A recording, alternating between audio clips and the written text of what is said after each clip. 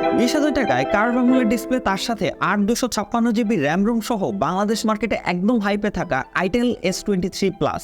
So আজকের পুরো ভিডিওটা জুড়ে আমরা কথা বলবো এই ফোনটির user experience and details review নিয়ে। অ্যান্ড এটি আপনারা অফিসিয়াল প্রাইসে 19,990 টাকায় পেয়ে যাবেন নুরজাহান মোবাইল ওয়ার্ল্ডের অফিসিয়াল স্টোরে। সো তাদের থেকে চাইলে কিন্তু এটা পারচেস করতে পারেন। সো বেশি কথা না বলে চলুন আজকের ভিডিও শুরু করা যাক। ভালো লেগে থাকলে অবশ্যই like, comment, share and subscribe করে পাশেই থাকবেন। So let's start the video. প্রথমত বক্স কন্টেন্টের কথা বললে বক্সে আপনারা একটা 18 ওয়াটের চার্জার পেয়ে যাবেন, তার সাথে কেবল, একটি হচ্ছে সিম ইজেক্টর টুল, তার সাথে একটা হচ্ছে কেস এবং তার সাথে ইউজার ম্যানুয়াল সহ নর্মালি এই হচ্ছে বক্স কন্টেন্ট। তো প্রথমেই যদি আমরা কথা বলি এর হ্যান্ড ফিল, তো সেটা আমার কাছে খুবই ভালো মনে হয়েছে। আসলে এর ব্যাক প্যানেলটাও কার্ভ করা এবং তার সামনে ডিসপ্লেটাও যেহেতু কার্ভ করা, সেক্ষেত্রে কিন্তু এর হ্যান্ড ফিলটা আমার কাছে খুবই ভালো লেগেছে। খুব সহজেই এক হাতে ব্যবহার করা যায় এই ফোনটি। এবং হচ্ছে আমরা বিল্ড কোয়ালিটির কথা বললে এর ব্যাক প্যানেলটি হচ্ছে পলিকার্বনেট বা প্লাস্টিক দিয়ে বানানো হয়েছে। তবে একটা জিনিস আমি লক্ষ্য করেছি যে এটাতে কোনো হাতে স্মাজেস পড়ে না, সেই ব্যাপারটা খুবই ভালো লেগেছে আমার কাছে। ম্যাট ফিনিশ এবং এটা টোটাল 2টা কালার অ্যাভেলেবেল রয়েছে। আমাদের কাছে রয়েছে এই কালারটা এবং আরেকটা কালার কিন্তু মার্কেটে অ্যাভেলেবেল রয়েছে। স্পোর্টস অ্যান্ড বাটন নিয়ে কথা বলে রাইট সাইডের দিকে পাওয়ার বাটন, ওপরে ভলিউম আপ ডাউন এবং ওপরের দিকে কিচ্ছু নাই, জাস্ট ডিজাইন বাই আইটেল এটাই লেখা এবং বাম পাশেও একদম ক্লিন।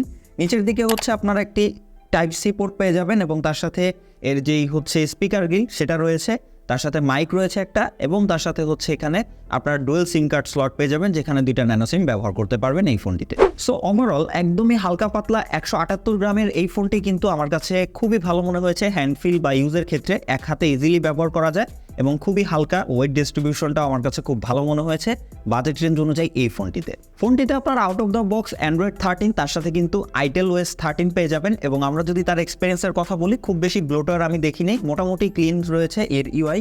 একটু লাইট ওয়েট, কারণ হচ্ছে এটার যেই মানে বাজেট সেগমেন্ট সেখানে আসলে লাইট ওয়েট আমরা হচ্ছে এই ইউআইগুলোই দেখতে পাই। সো এটাও তেমনই।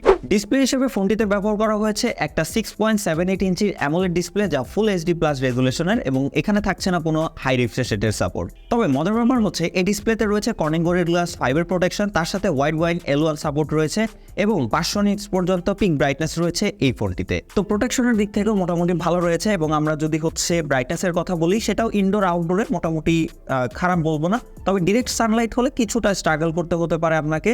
অ্যান্ড আমরা যদি এর কালারের কথা বলি, সো এই ডিসপ্লেটা মোটামুটি ভালোই ভিভিড কালার প্রোভাইড করেছে। কন্টেন্ট ওয়াচিং এর ক্ষেত্রে বেশ ভালো একটি এক্সপিরিয়েন্স পাবেন আপনারা এই ফোনটি ব্যবহার করে, যেহেতু একদমই কার্ভ এবং তার সাথে হচ্ছে এর বেজেলটাও কিন্তু মোটামুটি বেশ ভালো ন্যারো। 20,000 টাকা বাজেট রেঞ্জের মধ্যে এই ডিসপ্লেটা একদমই ভালোর কাতারে থাকবে বলাই যায়। 8/256 GB কিন্তু এটার বেস ভেরিয়েন্ট এবং একটা ভেরিয়েন্টে এই ফোনটি অ্যাভেলেবেল রয়েছে। এবং এই ভেরিয়েন্ট হওয়ার কারণে এটাতে কিন্তু ইজিলি আপনারা হচ্ছে 5-6টা অ্যাপ মাল্টিটাস্কিং ইজিলি ব্যবহার করতে পারবেন ব্যাকগ্রাউন্ডে রেখে। ক্যামেরা হিসেবে এর পেছনে রয়েছে 2টা ক্যামেরা সেটআপ, যেটি হচ্ছে 50 মেগাপিক্সেল এবং সামনের দিকে রয়েছে একটি 32 মেগাপিক্সেলের পাঞ্চহোল সেলফি ক্যামেরা। তো সেক্ষেত্রে আমরা যদি রেয়ার ক্যামেরার পারফরমেন্সের কথা বলি, তবে ডে লাইটে মোটামুটি বাজেট রেঞ্জ অনুযায়ী বেশ ভালো ছবি দেখতে পাচ্ছি আমরা। ডিটেলসের পরিমাণও মোটামুটি ভালো। স্কিন টোনের ক্ষেত্রে আমি বলবো একটু সফট করে, তবে তারপরেও কিন্তু আপনারা মোটামুটি যথেষ্ট ডিটেলস এর ইমেজে পাবেন। এবং যদি হচ্ছে আমরা ডাইনামিক রেঞ্জের কথা বলি, সেটা মোটামুটি ভালোই ব্যালেন্স করতে পারে। তবে একদম ডিরেক্টলি যদি ওভার সানলাইট হয়, সেক্ষেত্রে একটু স্ট্রাগল করতে দেখেছি আমি ফোনটিকে। এবং যদি আমরা ফ্রন্ট ক্যামেরার কথা বলি, সেটা দিয়েও মোটামুটি ভালো সেলফি তোলা যায়। মোটামুটি সোশ্যাল মিডিয়া টাইপ রেডি একটা ছবি পাবেন এটি থেকে। এবং কালার টোনটা একটু ওয়ার্ম আমরা দেখেছি। তবে হচ্ছে একটা জিনিস লক্ষ্য করেছি, সেটা হচ্ছে এর পোর্ট্রেট মোডের যে এজ ডিটেকশন, সেটা কিছুটা মিসম্যাচ করে, মোটামুটি ভালোই করে। আপনাদের কাছে কিছু স্যাম্পল দেখাচ্ছি, আপনারা নিজেই দেখে বুঝতে পারবেন। এবং লো লাইটের কথা বলে, লো লাইটে গেলে কোয়ালিটিটা অবশ্যই ডাউন হয়ে যায় এবং সেখানে আপনারা অ্যাভারেজ টাইপের একটি কোয়ালিটি পাবেন এর ব্যাক ক্যামেরা এবং ফ্রন্ট ক্যামেরা বোথ। তবে হচ্ছে এটা দিয়ে আপনারা 1080p 30 fps বোথ সামনে এবং পেছনে ভিডিও করতে পারবেন। ভিডিও কোয়ালিটি মোটামুটি ভালোই বলবো বাজেট রেঞ্জ অনুযায়ী। তবে এখানে কোনো রকম স্টেবিলাইজেশন থাকার না কারণে ঠিকই ভিডিও দেখতে পারবেন এটি থেকে।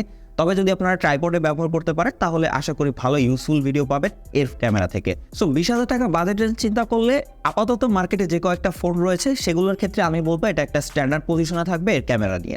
5000 mAh ব্যাটারি, তার সাথে বক্সেই পাচ্ছেন 18 ওয়াট চার্জার, যা নিয়ে কিন্তু চার্জিং নিয়ে প্যারা খেতে হবে না। এই ফোনটি দিয়ে ইজিলি আপনারা 1.5 দিন ব্যবহার করতে পারবেন যদি নর্মাল টু মিড ইউজ করেন, এবং যদি হেভি ইউজ করেন সেক্ষেত্রে দেখা যাবে সকালে চার্জ দিলেও আপনারা কিন্তু ইজিলি দিন পার করতে পারবেন এই ফোনের ব্যাটারি নিয়ে। এবং এর বক্সে 18 ওয়াট চার্জিং থাকায় মোটামুটি 2 ঘন্টার মধ্যে কিন্তু আমরা ফুল চার্জ করতে পেরেছি এই ফোনটিকে। ও বাই দ্য ওয়ে, এটার ইন ডিসপ্লে ফিঙ্গারপ্রিন্ট নিয়ে কিছু বলাই হয় নাই। এটাতে কিন্তু ইন ডিসপ্লে ফিঙ্গারপ্রিন্ট ব্যবহার করা হয়েছে এবং যেটা মোটামুটি আমার কাছে মনে হয়েছে, তবে আমি মাঝে মাঝে এটা কিন্তু মিস হতে দেখেছি।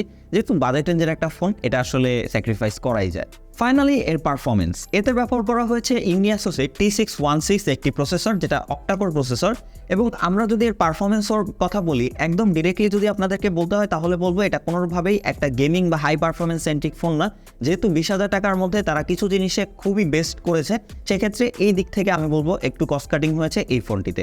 সো এটাতে যে প্রসেসরটি ব্যবহার করা হয়েছে এটি বেসিক্যালি আইটেল বা হচ্ছে আমরা আপাতত মিড রেঞ্জের যে ফোনগুলো দেখতে পারি, যেমন এইগুলোতে কিন্তু T606 আমরা প্রসেসরটি দেখতে পাচ্ছিলাম কিছুদিন ধরে। সো ওইটারই মোটামুটি একটু ওভারক্লক ভার্সন হচ্ছে T616। সো এটিতে আপনারা ওইভাবে গেমিং করতে পারবেন না। আমি বলবো যে সারাদিন পরে যদি টুকটাক গেমিংয়ের ক্ষেত্রে এই ফোনটিকে ব্যবহার করতে চান, সেক্ষেত্রে আপনারা 2D গেমগুলো ইজিলি প্লে করতে পারবেন। তো আমরা এটাতে অ্যাসফল্ট 9 বা পাবজি, ফ্রি ফায়ার এগুলো টুকটাক প্লে করে দেখেছি, সেক্ষেত্রে মোটামুটি একটি রেজাল্ট আমরা এটি থেকে পেয়েছি। তবে কোনোভাবে এটি একটি গেমিং ফোন না, এটি বেসিক্যালি হচ্ছে কন্টেন্ট ওয়াচিং বা হচ্ছে মিডিয়া কনজিউমার যেই সেগমেন্টটা রয়েছে সেই দিকে ফোকাস করে এই ফোনটিকে বানানো হয়েছে বেসিক্যালি। তবে আমরা যদি এবার কিছু ভালো দিক খারাপ দিক নিয়ে কথা বলি, প্রথমত আমার কাছে যেটা মনে হয়েছে, আসলে এই ডিসপ্লে একদম স্বয়ংসম্পূর্ণ রয়েছে, তবে জাস্ট একটা জিনিস মিসিং, সেটা হচ্ছে হাই রিফ্রেশ রেট। যদি অন্তত 90 হার্টজ দেওয়া যেত তাহলে কিন্তু খুব ভালো একটি পজিশনে থাকতো এটি। দেন হচ্ছে আমার কাছে যেটা মনে হয়েছে যে অন্তত ডুয়েল স্টেরিও স্পিকার এটা দিতে পারতো, যেহেতু এটা একটা কন্টেন্ট ওয়াচিং বা কন্টেন্ট বেস করেই ফোনটাকে বানানো হয়েছে, সেক্ষেত্রে আমি বলবো যে একটা ডুয়েল স্টেরিও স্পিকার দিলে এক্সপিরিয়েন্সটা আরও একটু বেটার পাওয়া যেত। তার সাথে যদি আমরা হচ্ছে প্রসেসরটা একটু এক্সপেকটেশন রাখি, সেক্ষেত্রে যদি আমরা হচ্ছে G88 বা G80 সামথিং একটি প্রসেসর পেতাম মিডিয়াটেকের তরফ থেকে, তাহলেও আমি বলবো যে একদম সর্বোচ্চ বেস্ট টাইপের একটি ডিল হতে পারতো এই ফোনটি। তো ওভারঅল যাই হোক, সব দিক থেকে আসলে একটা ফোনে বেস্ট সব কিছু দেওয়া যায় না। এরা হচ্ছে ক্যামেরাতে বা ডিসপ্লেতে, ডিসপ্লে প্রোটেকশন, ওভারঅল সব কিছু মিলিয়ে, ব্যাটারি, চার্জিং সব কিছু মিলিয়ে যা দিয়েছে আমার কাছে মনে হয় এই বাজেট রেঞ্জের মধ্যে এটা গুড এনাফ। তবে সেক্ষেত্রে হচ্ছে আপনার যদি একদমই ডেডিকেটেড থাকে যে একটা গেমিং ফোন নেবেন, তাহলে আমি বলবো অন্যদিকে সুইচ করতে। আদারওয়াইজ যদি আপনার ইচ্ছা থাকে যে কন্টেন্ট ওয়াচিং বা টুকটাক ইউজের জন্য একটা ফোন কিনতে, সেক্ষেত্রে আমার কাছে খুব ভালো একটি চয়েস হবে এই ফোনটি। বিকজ অফিসিয়াল প্রাইসে এটা কিন্তু আনঅফিসিয়ালি প্রায় 25,000 টাকায় পাওয়া যেত অনেক দিন আগে। সো এখন কিন্তু এটি অফিসিয়ালি 20,000 টাকার মধ্যে পাওয়া যাচ্ছে, যেটা আমার কাছে খুব ভালো একটি ডিল মনে হয়। সো ওভারঅল এই হচ্ছে আজকের ভিডিও। সো আপনার আশা করি ডিসিশন নিতে খুবই ইজি হবে। সো দেখা হবে পরের কোনো ভিডিওতে। সেই পর্যন্ত সবাই ভালো থাকবেন, সবাই সুস্থ থাকবেন। খোদা হাফেজ।